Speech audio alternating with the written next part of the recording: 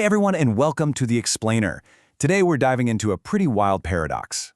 How does a small, humble family tailor shop from Spain's Galicia region completely transform into one of the most dominant, heavily valued fashion companies on the entire planet? Well, today we are unpacking the anatomy of an empire, specifically Industria de Diseño Textil, better known to the world as Inditex. Now, you probably know them best for their flagship brand Zara, right? But we're going to dive deep into the actual macroeconomic data and the on-the-ground philosophies that built this absolute phenomenon. Let me just anchor you right here for a second before we get into the weeds. 181.22 billion euros. That's billion with a B. That is the staggering market capitalization Inditex hit by late summer 2026. I think this really sets the stakes for us because we're looking at a brand that's so often labeled as fast fashion, yet they've somehow managed to hit these luxury-level financial heights. They're completely defying global shipping costs and raw material inflation, which pretty much proves they are doing something radically different from everyone else. So, here's our roadmap for today. We're going to cover from tailor to global empire, record-breaking financial momentum, strategic global brand expansion, the anti-luxury vision, and we'll wrap up with sustainability and corporate action. All right, part one, from tailor to global empire. To actually wrap our heads around this massive valuation, we've got to look way past just the Zara storefronts. Zara is absolutely the crown jewel, no doubt about it. But Inditex is a heavily diversified machine. We're talking about Pull&Bear, Massimo Dutti, Bershka, Stradivarius, Oysho, Zara Home, and their youth-focused brand, Lefties. That is 8 completely distinct brands operating across more than 5,400 stores in 44 markets worldwide. They are basically capturing practically every demographic and price point you can think of within accessible fashion and homeware. It's just this incredibly resilient web of global revenue. Moving right along to part two, record-breaking financial momentum. So what actually happens when you combine an 8-brand portfolio with over 5,400 global stores, especially during a time when global shipping costs are going through the roof? Well, you get sheer velocity. For the first quarter of fiscal 2026, so that's February through April, Inditex didn't just survive those economic headwinds, they completely thrived. Revenue hit 8.75 billion euros. That's a 5.8% increase compared to the exact same time last year. Operating profit went up 7.3% to over 2.5 billion, and net profit, a super healthy 1.375 billion euros, which is a 5.4% year-over-year jump. But here is the absolutely crucial number to take away from their financials, 61.2%. That is their gross margin for the first quarter. To put that into perspective for a second, this is the highest first quarter gross margin the company has seen in over a decade. Maintaining, let alone actually growing a margin like that while conflicts in the Middle East are pushing up supply chain costs, that requires an incredibly agile operational model. It's honestly a masterclass in supply chain resilience. And that agility bled right into the critical summer shopping season. Between May 1st and June 1st of 2026, analysts were betting on a respectable 7.8% growth for Q2.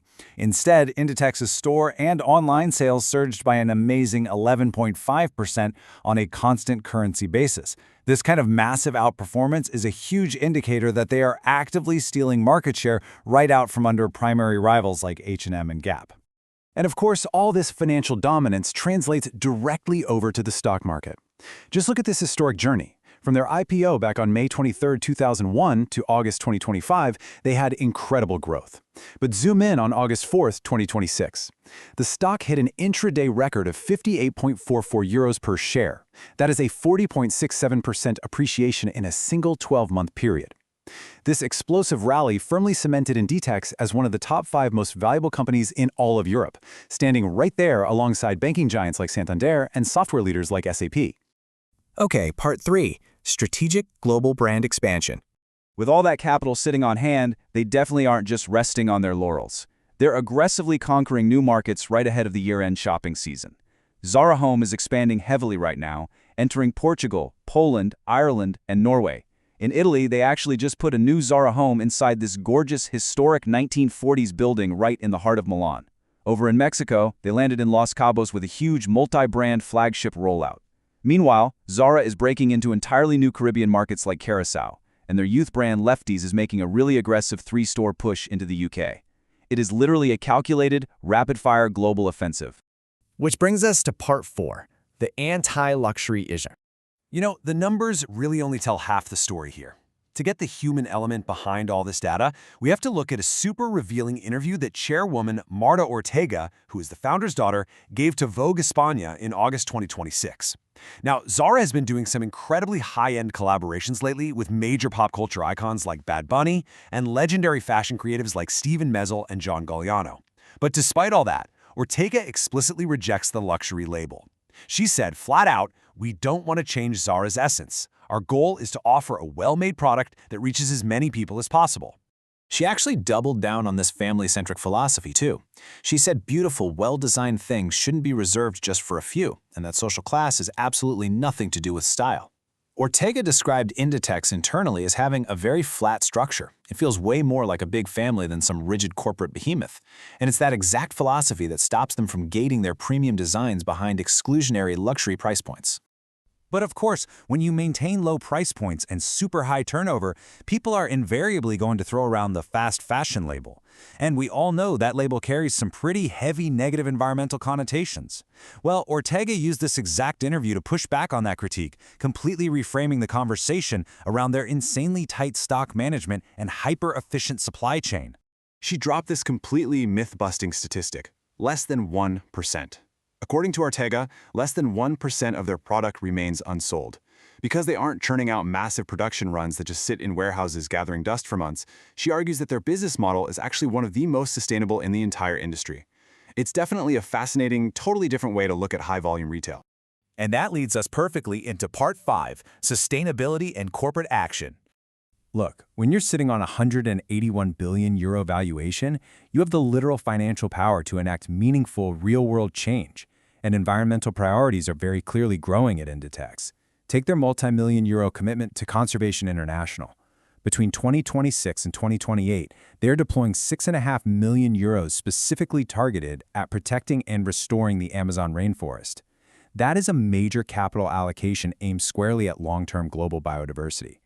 But it's not just long-term pledges either. They are taking immediate humanitarian action. After those devastating earthquakes hit Colombia and Venezuela in August 2026, Inditex stepped up immediately. They swiftly deployed €1.37 million, which is about 5 billion Colombian pesos, to the Red Cross. And they didn't just write a blank check and walk away. The funds were highly structured to deploy specialized medical personnel, buy essential medical equipment, and ensure safe drinking water for the communities that were hit the hardest. All right, let's pull all of this together. What does the runway actually look like heading into 2027? Well, their forward outlook is supremely confident. They are projecting broadly stable gross margins, and remember, those margins are already at a decade high. They're planning an additional 5% growth in store space, and they're backing all of this crazy momentum with €2.3 billion in planned capital expenditure, just to keep the engine running flawlessly. Which leaves us with one pretty massive question. What exactly is the next chapter for this €181 billion empire? We've just watched a small tailor shop turn into this global juggernaut that breaks financial records, expands ruthlessly, but still champions accessibility over pure luxury. With their next big earnings report slated for September 9, 2026, you really have to wonder, just how much further can a highly optimized, highly profitable company of this size actually go? Whether you're studying supply chains, investing in retail, or honestly just shopping for a new jacket, Inditex is proving every day that high volume does not have to be low quality. I definitely encourage you to keep an eye on those September numbers. Thank you so much for hanging out with me for this explainer. I really hope it brought some clarity to the phenomenal mechanics driving Inditex right now. Keep learning, and I'll catch you next time.